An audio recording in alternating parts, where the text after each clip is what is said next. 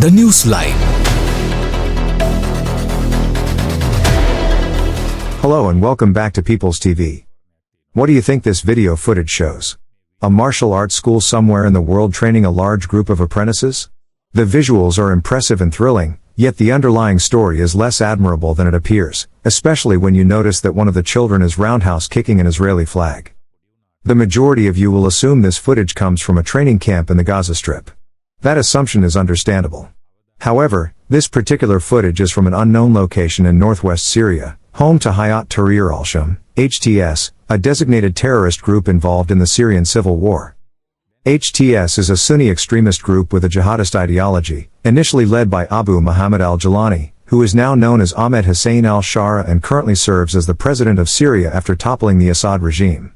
HTS first grabbed global attention in January 2017 and was formally affiliated with Al-Qaeda before breaking away.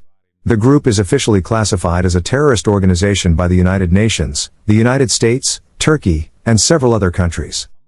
Now, let's return to the video footage. Ahmed Hussein al-Shara can be described as a sheep in wolf's clothing. On the surface, he appears to be a democratic leader, but beneath that facade, he harbors hostility toward democracy. This video provides evidence of that. What you are seeing is an HTS training camp where child soldiers are being trained both physically and mentally. They are called the Conquest Army and are prepared from a very young age to pursue the destruction of the State of Israel. This is in stark contrast to what we teach our children. While we teach our children to love one another, these children are being trained to hate an entire nation. Hatred and corruption are being poured into innocent minds. You might wonder how this can happen in a civilized and developed world. Unfortunately, there are still countries where radical Islamist ideologies persist. Syria, Iran, Iraq, Lebanon, and many other nations with majority Muslim populations continue to face this situation. Why should this footage concern you? The truth is, Sri Lanka is heading in a similar direction. Not long ago, we shared examples of children from a school in the eastern province being used in propaganda protests against the State of Israel. Today, it may be a protest. Tomorrow, these children could be subjected to brainwashing, having hatred toward Israel instilled in their young minds. Here's what bothers us. What were the authorities doing while these children in the eastern province were being used by radical Islamist groups to promote propaganda against another democratic country? The government often uses the slogan "one country, one law." If that is truly the case, why are there two tiers of laws, one for the eastern province and another for the rest of the country? The Muslim community has separate schools, Sharia courts, and other institutions that operate under different rules.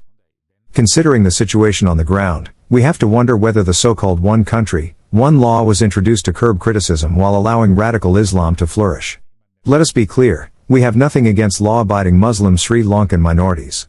However, it must be understood that radical Islam is a cancer that must be uprooted. Extremists are infiltrating communities under the guise of being anti-Jewish. Even in Sri Lanka, radical Islamism is creeping in, hiding behind the shadow of anti-Israel sentiment. The end goal is clear, the Islamization of the masses. As we mentioned earlier, Islamic forces in Sri Lanka remained quiet following the Easter Sunday attacks. However, they have begun raising the ugly head of radical Islamism once again, particularly after Israel launched its military campaigns in Gaza. We want to ask our fellow Sri Lankans who support the Palestinian cause and Hamas, how can you point the finger at Israel, the only democracy in the Middle East, while ignoring these atrocities committed against children in the name of religion? Many years later, Israel is embracing Sri Lanka once again. Our youth are employed in Israel, and the Jewish state has extended assistance to the Sri Lankan government in numerous ways. The efforts of radical Islamists in Sri Lanka are clear, they aim to destabilize the country once again. In conclusion, Israel is fighting alone against the cancer of radical Islam that is spreading all over the globe while most of the internationally recognized so-called human rights organizations are blindly accusing Israel of committing genocide in Gaza while Israel is merely defending itself. By the way, here's an open invitation to all who stand with Israel. We look forward to a peaceful protest in front of the office of the High Commissioner for Human Rights in Tummulla, Colombo, on the 30th of this month. People's TV will be joining the protest at 2:30 p.m. and we strongly urge you to join us.